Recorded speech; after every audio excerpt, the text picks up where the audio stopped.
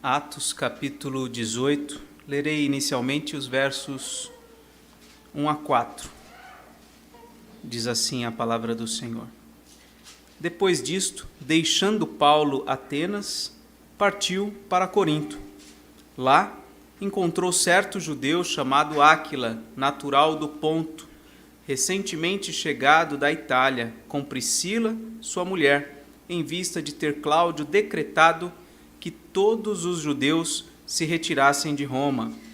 Paulo aproximou-se deles e, posto que eram do mesmo ofício, passou a morar com eles e ali trabalhava, pois a profissão deles era fazer tendas. E todos os sábados discorria na sinagoga, persuadindo tanto judeus como gregos. Vamos orar? Senhor, estamos diante da Tua palavra. Pedimos, Senhor, que o Senhor nos ajude, Pai, a entendê-la e que ela possa nos edificar, possa produzir na nossa vida aquilo para o que o Senhor a designou. Assim pedimos, em nome de Jesus. Amém. Baixa um pouquinho. Muito bem, irmãos, qual que você diria que é a maior prova de que Deus está conduzindo a história?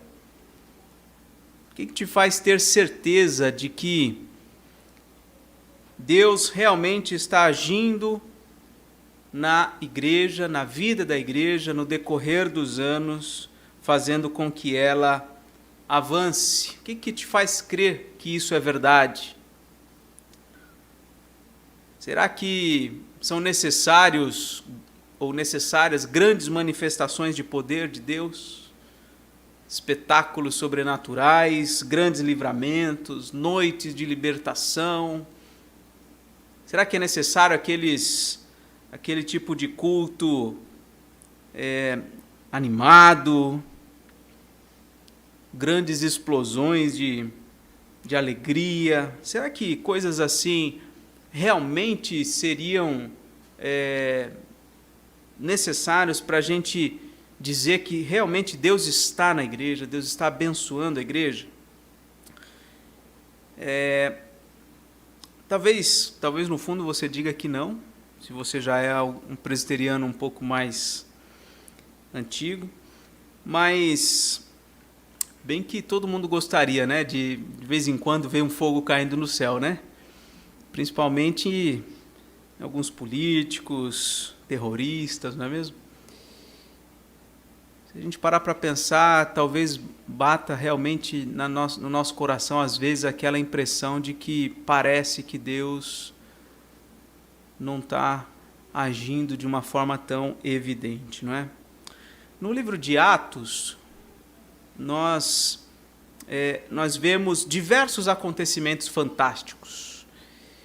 O livro de Atos ele foi escrito por Lucas para descrever os anos iniciais da vida da igreja, como Deus conduziu a história da igreja naqueles primeiros anos, talvez mais ou menos uns 30 anos. O livro de Atos expõe mais ou menos o período de 3 décadas. Nós vemos no capítulo 2 a descida do Espírito Santo acompanhado do dom de línguas, sobrenatural. Vemos no capítulo 3, no capítulo 9, no capítulo 14, diversas curas de paralíticos, e eram curas de verdade. Curas de doente, no capítulo 5, por exemplo. Vemos terremoto após um momento de oração da igreja, no capítulo 4, versículo 31. Vemos a morte instantânea de mentirosos, no capítulo 5. Vemos aquela conversão de Paulo, que também é surpreendente, a maneira como Deus o converteu, no capítulo 9. Vemos até mesmo gente ressurgindo, no capítulo 9, a ressurreição de Dorcas. Vemos a libertação de Pedro por meio de um anjo conduzindo ele na saída da prisão. Coisas espetaculares.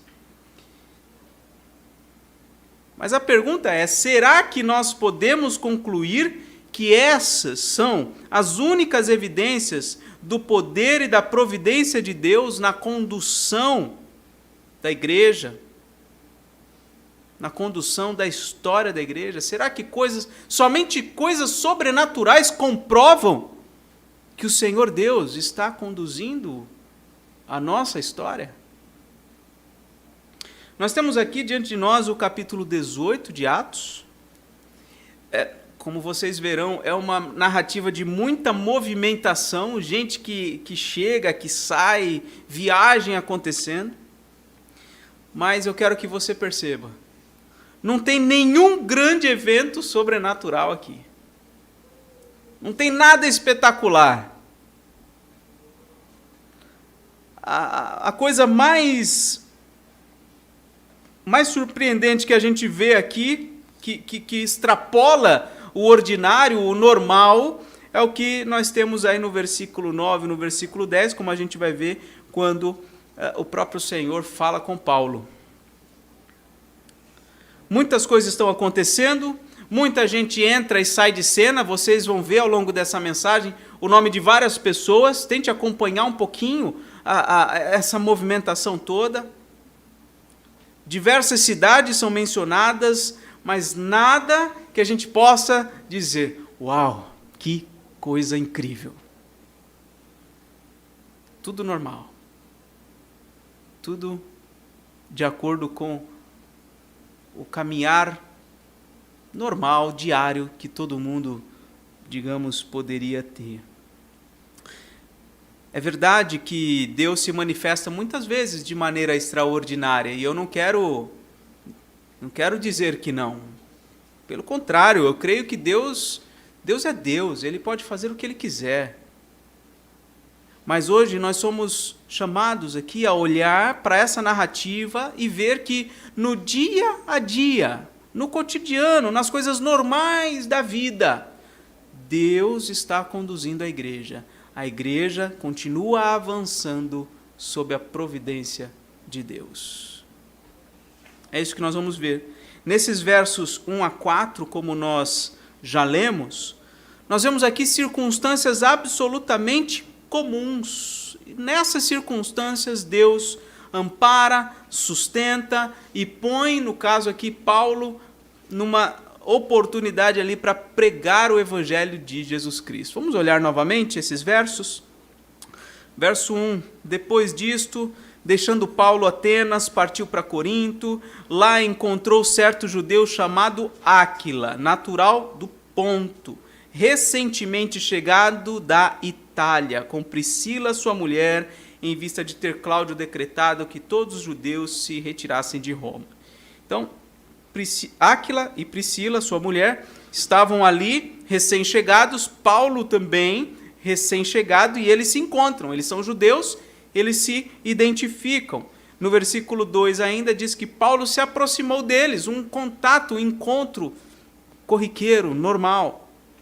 Versículo 3, posto que eram do mesmo ofício, passou a morar com eles e ali trabalhava, pois a profissão deles era fazer tendas. Então eles se juntaram, vamos trabalhar juntos, fazer uma sociedade temporária aqui para a construção de tendas, e assim seguiu. Por quê? Porque Paulo, observe, ele chegou sozinho, certamente sem recursos, e alguém que não tem dinheiro para sobreviver precisa trabalhar. Foi exatamente isso que ele fez.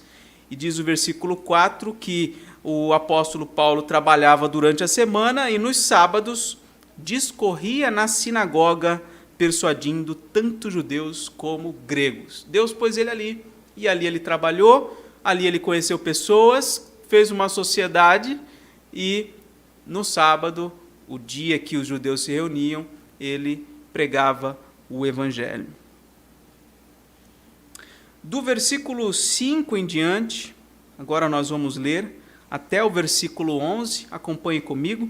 Quando Silas e Timóteo desceram da Macedônia, veja, Paulo estava sozinho, agora chegam dois companheiros de Paulo, Silas e Timóteo. Quando eles desceram da Macedônia, Paulo se entregou à palavra, testemunhando aos judeus que o Cristo é Jesus. Ou seja, provavelmente ele só, como a gente viu anteriormente, ele estava pregando só no sábado. Agora que eles chegam, certamente eles trazem consigo recursos, trazem consigo ofertas que podem garantir para Paulo a oportunidade de pregar o evangelho de maneira integral, em tempo integral. E isso é bênção, então, na vida do apóstolo Paulo. Diz o versículo 6 que quando ele se empenhou mais tempo para a pregação do evangelho, versículo 6, opondo-se eles e blasfemando, no caso os judeus, sacudiu Paulo as vestes e disse-lhes: sobre a vossa cabeça o vosso sangue, eu dele estou limpo e desde agora vou para os gentios. Então, por um tempo, como ele sempre fazia, pregou o evangelho para os judeus chegaram uma hora e falaram: não, nós não queremos mais te ouvir.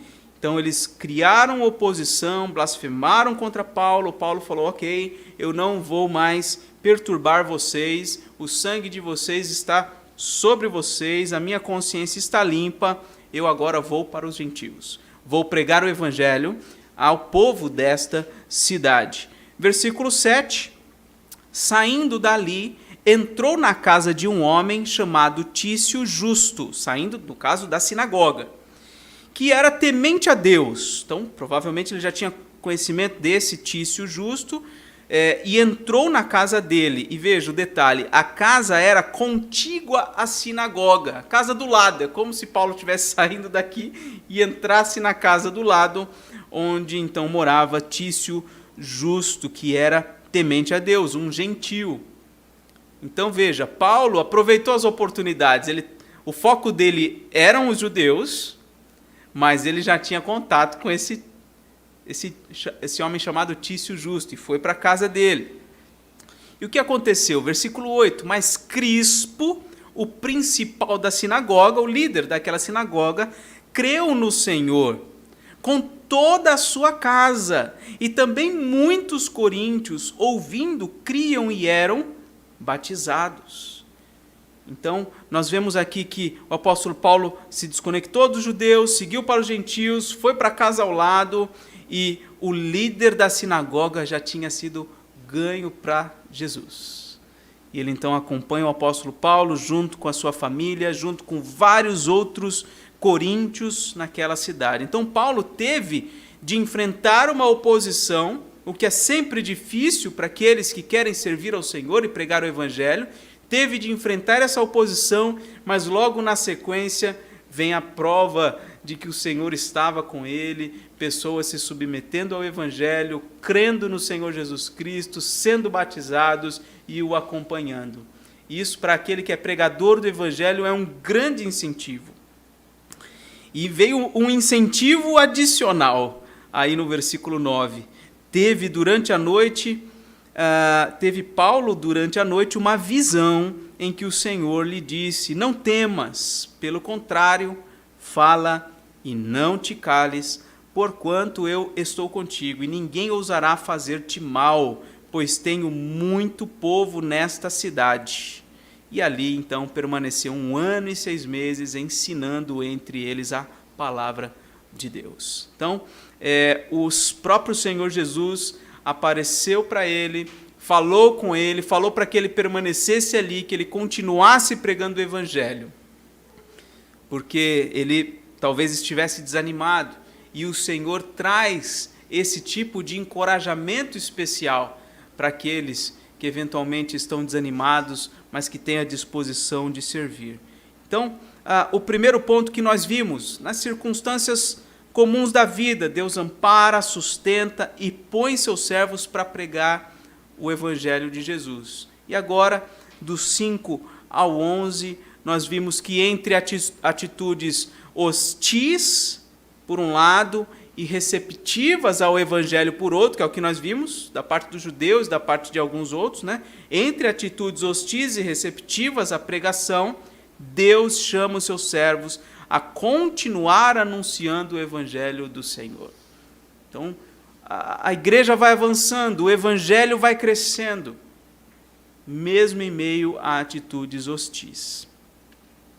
Agora nós leremos do verso 12 até o verso 17. Uma situação ainda mais complicada acontece aqui com o apóstolo Paulo.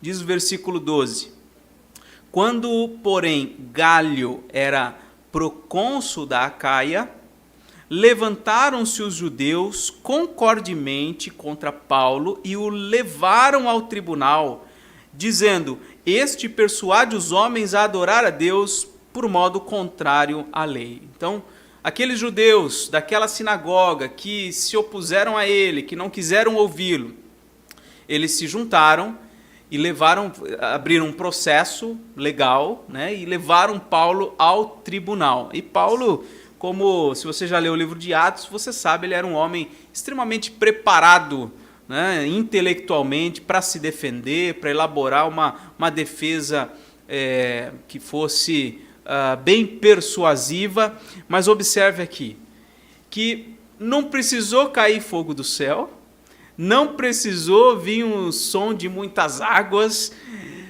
não precisou aqui acontecer nada. E Deus proveu o livramento. Veja só o versículo 14. Ia Paulo falar, ele nem tinha começado a falar ainda, quando Galho, o procônsul, que era, no caso ali, o juiz, né, um tipo de um governador que associava o trabalho também de juiz ali naquela região, quando Galho declarou aos judeus: se fosse com efeito alguma injustiça ou crime de maior gravidade, ó judeus, de razão seria atender-vos. Mas se é questão de palavra, de nomes e da vossa lei, tratai disso vós mesmos. Eu não quero ser juiz destas coisas. E os expulsou do tribunal. Então Paulo nem mesmo precisou se defender desta vez. Teve outras vezes que ele se defendeu, que ele fez os seus discursos, também Deus usou isso, né? Mas o ponto que eu quero destacar aqui é que nada fantástico está acontecendo e o Senhor está conduzindo passo a passo. Muitas vezes, se fosse conosco, se alguém abrisse um processo contra nós, imediatamente nós perderíamos o chão, entraríamos numa crise de ansiedade, né? Tudo iria acontecer na nossa vida, mas nós vemos aqui que o apóstolo Paulo não precisou mover nada para ter sua situação resolvida, e é isso que muitas vezes acontece se nós pararmos para perceber. Quantos problemas que na nossa mente, no nosso coração pareciam tão grandes, e de repente eles não existem mais. Por uma razão que a gente nem mesmo sabe explicar, o Senhor resolve. O Senhor abençoa. Isso acontece no microcosmos da nossa família, mas também acontece em esferas maiores, na igreja. Problemas, às vezes, até mesmo de nível do país, da nação ou mundial, coisas que o Senhor conduz e resolve para os seus servos. O versículo 17 diz que então todos ali os judeus que estavam combinados, eles agarraram Sóstenes, que agora era o principal da sinagoga, no lugar de Crispo, que havia certamente deixado o seu cargo, né?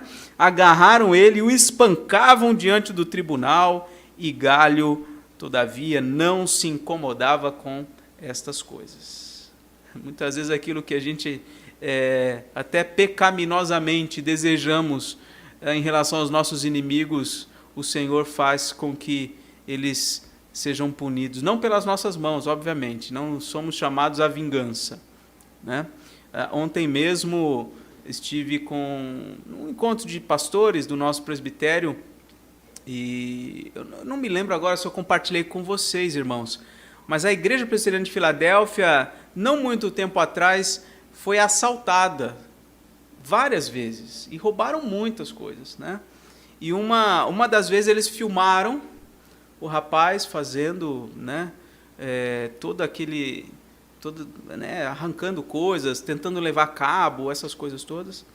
E ele estava então contando ontem que ele ficou sabendo que a própria, entre aspas, né, justiça da bandidagem resolveu o problema com o rapaz.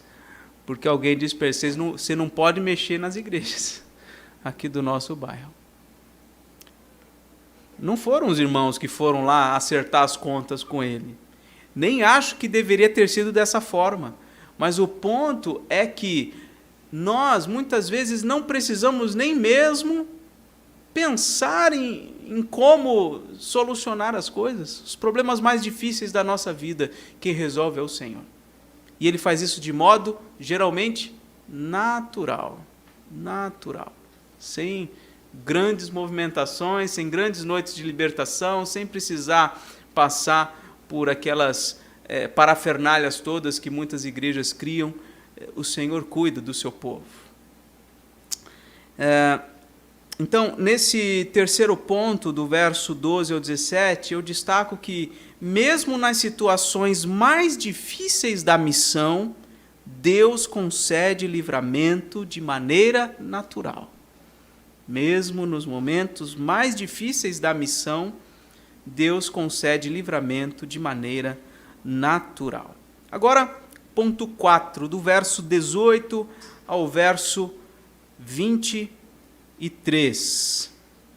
Verso 18 diz o seguinte: Mas Paulo, havendo permanecido ali ainda muitos dias, por fim despediu-se dos irmãos, navegou para a Síria, levando em sua companhia Priscila e Áquila, e depois de ter raspado a cabeça em Cencreia, porque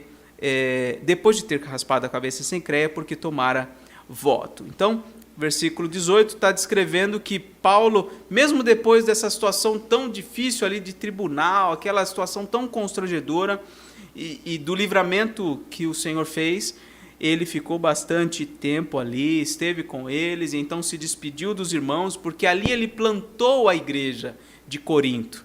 Né? Aqui está mostrando como a igreja de Corinto foi plantada, em que situação de perseguição, de tribunal, né?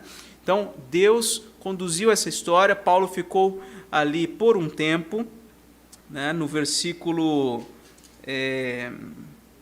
11, inclusive, né? Diz que ali ele permaneceu 1 ano e 6 meses, ensinando entre eles a palavra de Deus. Então, versículo 19, ele saiu, foi para a Síria, né? Levou consigo Priscila e Áquila, esse é um detalhe, né? Eles o acompanharam. Versículo 19, chegados a Éfeso, deixou-os ali, deixou Priscila e Áquila ali em Éfeso. Ele, porém, entrando na sinagoga, pregava aos judeus. Veja, ele nunca desistia, né? A perseverança faz parte da caminhada com Deus. Continuar executando a vontade de Deus, apesar das oposições, apesar das limitações, das dificuldades, ele foi para o mesmo lugar ali onde estavam os judeus. Deixou Priscila e Áquila em Éfeso, entrou na sinagoga, foi pregar para os judeus. Versículo 20, rogando-lhe eles que permanecesse ali mais algum tempo, não acedeu. Então, Priscila e Áquila quiseram que ele continuasse ali com eles, ele não quis continuar. Mas, despedindo-se, disse, se Deus quiser, voltarei para vós outros, e embarcando partiu de Éfeso. Éfeso aqui, certamente, se eu não estou enganado, já havia sido plantada na viagem anterior. Então, ele deixa Priscila e Áquila junto a uma igreja já plantada, junto a uma comunidade de discípulos.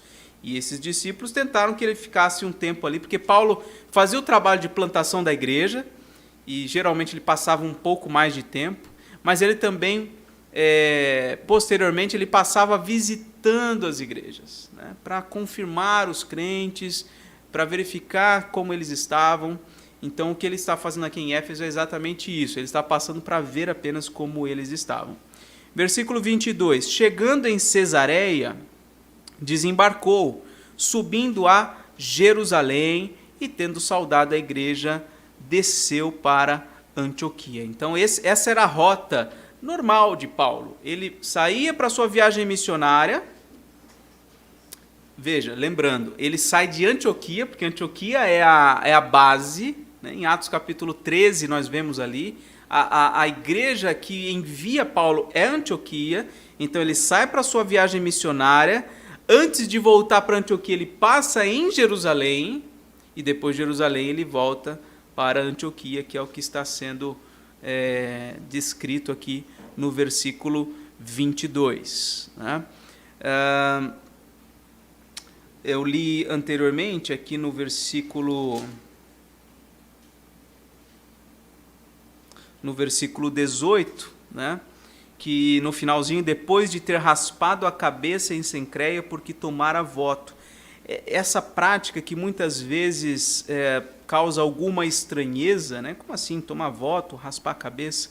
Isso ainda fazia parte de uma certa, um certo compromisso que Paulo tinha com as leis judaicas, né?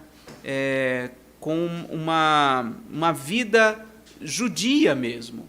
Mas veja, ele não exige esse tipo de voto, de prática, a nenhum dos convertidos pelo Evangelho. Né? É algo que ele tinha, algo que os judeus naturalmente tinham e não deveriam necessariamente deixar de fazer.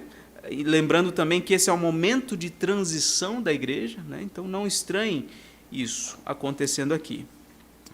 Então ele foi para Antioquia, versículo 22, versículo 23 diz: havendo passado ali algum tempo, saiu, atravessando sucessivamente a região da Galácia e Frígia, confirmando todos os discípulos. Né?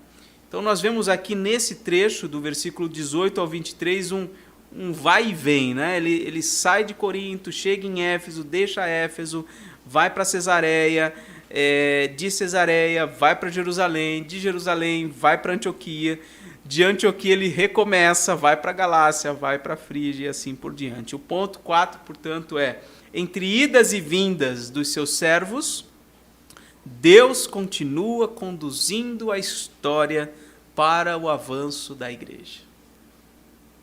Nas idas e vindas, entre idas e vindas, Deus continua conduzindo a história do povo de Deus, continua conduzindo o avanço da igreja. Né? Talvez você que está me ouvindo, que já morou em outra cidade, outro estado, não sei, talvez há 10 anos atrás ou 20 anos atrás você não imaginava que hoje você moraria em Praia Grande, né? Mas eis aqui você, né? Nas idas e vindas da nossa vida. Hoje a gente está aqui, daqui a algum tempo a gente pode estar em outro lugar, e todas essas mudanças, que às vezes até nos parecem incompreensíveis, né? A razão disso, por que, Senhor, muitas vezes ocorre ao coração daqueles que se mudam sem desejar se mudar, não é?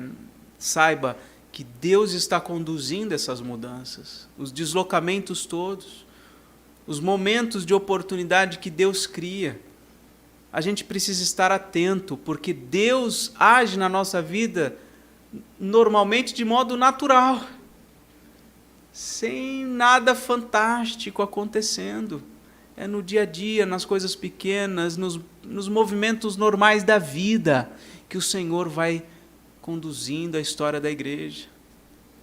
Hoje, olhar para essa igreja aqui, para esse espaço que não é tão grande, mas ver quase todas as cadeiras lotadas, ver que o Senhor tem abençoado esse trabalho, saber um pouquinho, eu não sei de todos, mas da história de alguns, né, que estão aqui hoje, que chegaram vindos de outra cidade, chegaram aqui, estão fortalecendo o trabalho com a sua participação, com seus dons, com seus talentos, com seus recursos. Tudo isso é obra de Deus. É obra de Deus. Alguém chega inadvertidamente e fala: uma igreja fria. Uma igreja sem o fogo do Espírito para muitos. Mas é porque não conhece e não tem olhos para ver o que Deus está fazendo de modo muito natural na vida de cada um, e que é maravilhoso. Esse é o ponto 4. Entre idas e vindas dos seus servos, Deus continua conduzindo a história para o avanço da igreja. Ponto 5 agora, os versos finais do capítulo 18, 24 a 28. Nesse meio tempo, veja, agora a câmera, né, sai de Paulo e vai para um outro lugar. Paulo sai de cena agora. Nesse meio tempo, chegou a Éfeso um judeu natural de Alexandria, chamado Apolo, homem eloquente e poderoso nas Escrituras. Lembra de Éfeso? Paulo tinha ido para lá com Priscila e Áquila, lá eles ficaram, não é? E agora, no verso 24, está voltando a falar de lá. O que estava acontecendo lá? Lá chegou um homem chamado Apolo, natural de Alexandria. Era um judeu, natural de Alexandria, um homem, veja, olha os detalhes das qualidades desse homem. Ele era um homem eloquente e poderoso nas Escrituras. Então ele falava muito bem, ele conhecia muito bem as Escrituras, né? E ele então comunicava o que dizia a palavra de Deus com eficácia. Versículo 25 diz que era ele instruído no caminho do Senhor. Então ele conhecia o Senhor. E sendo fervoroso de espírito, falava e ensinava com precisão a respeito de Jesus. Olha, praticamente um pregador nato, né? Forjado aí pela caminhada com Deus em algum lugar. A gente não sabe exatamente por qual igreja ele passou, quem foi seu discipulador, a gente não sabe detalhes, mas parece um homem que chegou pronto praticamente, né? Um homem como esse aqui, em muitas igrejas, se tornaria um pastor imediatamente, quase, não é? Mas veja o final do versículo 25. Ele era tudo isso conhecendo apenas o batismo de João Batista. E aqui é um detalhe importante do texto. Está dizendo, ele era muito bom, ele era muito instruído, mas faltava algo. Faltava alguma coisa para ele. E aí diz o versículo 26.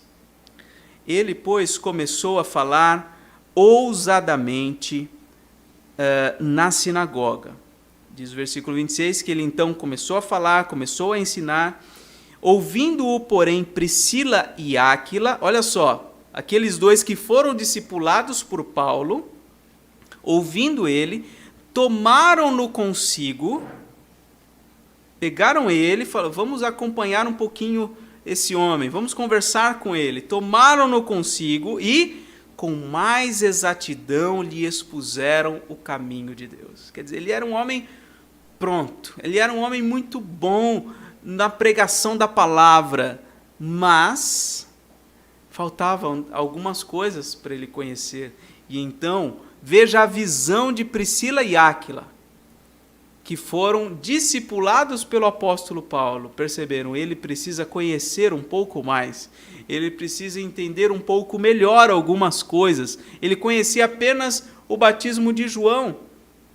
E o que era importantíssimo, né? A mensagem básica de João Batista era: eis o Cordeiro de Deus, que tira o pecado do mundo, arrependei-vos e crede, que está próximo o reino dos céus. Então, isso era fundamental, saber isso e comprovar isso na Escritura era fundamental, mas eles perceberam que ele precisava conhecer melhor o caminho de Deus. Então, diz o versículo 27, quando ele, querendo ele percorrer a Acaia, veja só, ele tinha o desejo de ir pela Acaia pregando o Evangelho. Apolo tinha esse chamado para ir, para avançar, para continuar pregando. Querendo ele percorrer a Acaia, animaram-no os irmãos e escreveram aos discípulos para o receberem, que era a maneira como eles faziam anteriormente, né? Até pouco tempo atrás tinha as cartas de recomendação, né? Então, eles deram essas cartas e ele, então, levando, foi apresentado a essas igrejas. Tendo chegado, então, na Acaia, auxiliou muito aqueles que, mediante a graça, haviam crido. Ele auxiliou como? Auxiliou ensinando, discipulando, compartilhando aquilo que ele tinha aprendido antes de Priscila e Áquila e depois deles, né? E nós, se você ler a carta aos Coríntios, Paulo vai mencionar Apolo como uma figura importante na edificação daquela igreja, ao ponto de ele dizer, eu plantei, Apolo regou, mas o crescimento veio do Senhor, e o agente principal dessa obra é o Senhor, né? Então, ele auxiliou muito aqueles que mediante a graça haviam crido, e o versículo 28 diz: porque com grande poder convencia publicamente os judeus, provando por meio das Escrituras que o Cristo é Jesus. E há um tempo atrás nós tivemos aqui o estudo a respeito de dons espirituais, e eu tentei mostrar para os irmãos que os dons principais para a edificação da igreja são dons relacionados à palavra. Os demais são dons que servem para auxiliar o ministério da palavra, porque este é a coluna da igreja. Então veja aqui um exemplo, né, de um homem dotado de dons relacionados ao ensino, para a edificação da igreja. E isso é sobrenatural. Nesse sentido, né, Deus age na vida da igreja, dá crescimento, fortalece a igreja por meio de homens como Apolo, instruídos na palavra, eloquentes, que se dedicam na pregação e no ensino da palavra de Deus. O quinto ponto, portanto, é o seguinte: mesmo sem nenhum chamado sobrenatural, que é o que aparentemente é o caso de Apolo, aparentemente ele não teve nenhum chamado sobrenatural, mesmo sem nenhum chamado sobrenatural, Deus levanta, capacita e usa pessoas para ampliar o alcance da sua palavra. Se você pode ver isso nessa congregação, saiba, é algo que o Senhor Deus está fazendo. E isso é maravilhoso. São pequenas coisas, pequenos movimentos, que aos olhos humanos despreparados veem como sem muita importância às vezes. Mas se a gente tiver olhos para ver, nós iremos perceber que o Senhor Deus está agindo na história, está conduzindo, está levando a igreja a avançar. Eu vejo isso com relação à igreja de Cristo espalhada por toda a terra, mas de modo muito especial aqui na nossa humilde congregação. Por meio desse texto, então, irmãos, em primeiro lugar, o Senhor nos ensina que podemos seguir confiando nele, vivendo a vida comum do dia a dia com alegria, enfrentando as lutas com coragem, buscando o reino de Deus e a sua justiça nas pequenas e nas grandes coisas, tudo isso porque a providência dele nos guia e nos sustenta. Segundo lugar, o Senhor nos lembra que devemos continuar engajados na missão de testemunhar a sua graça, que salva o pecador por meio de Jesus Cristo, para que ele, em sua graça soberana, produza fé nos corações dos incrédulos. Então nós somos chamados aqui, através deste capítulo, a nos engajarmos na missão de fazer discípulos, de semear a palavra de Deus. Os materiais que nós temos disponibilizado ali é para os irmãos pegarem, levarem e distribuírem. Levarem para vizinhos, para conhecidos, pessoas que a gente conhece no dia a dia, que a gente tem algum contato, porque é assim que o reino de Deus se expande. Hoje nós tivemos a presença do reverendo Júlio Marcelo. Me forcei até a não chamá-lo de reverendo, porque ele pediu já no primeiro contato para não chamá-lo de Júlio Marcelo, né? Mas é hábito nosso, a gente tem esse respeito. E foi uma bênção. Aliás, se algum irmão não veio de manhã, aliás, muitos irmãos não vieram de manhã, assistam. Hoje tivemos ele, que é o missionário na Austrália, conosco. Terceiro e último, o Senhor chama a nossa atenção para que entendamos que somos seus discípulos, como Apolo, somos aprendizes o tempo todo, por melhores que possamos parecer, por mais experientes, mais instruídos que sejamos, somos discípulos, aprendizes, alunos, e por isso temos que nos aperfeiçoar, estudando as Escrituras, nos preparando para servirmos cada vez melhor ao propósito de Deus no avanço da igreja. Então, não é porque coisas extraordinárias não acontecem que Deus não está dirigindo o seu povo, fazendo cumprir os seus planos. Nosso Deus não intervém na história apenas de modo sobrenatural, milagroso. Ele está dirigindo a história o tempo todo, mesmo quando nada incrível acontece. No vai e vem da vida, nas derrotas e vitórias, nas lutas e nas alegrias, Deus sempre está conosco, meus irmãos. Está conduzindo a nossa vida. A igreja não precisa ver milagres para confiar em Deus. A existência da igreja como um corpo de pessoas que confiam no Senhor, que se unem para serem guiados pela Escritura Sagrada, isso tudo por si só já é um grande milagre.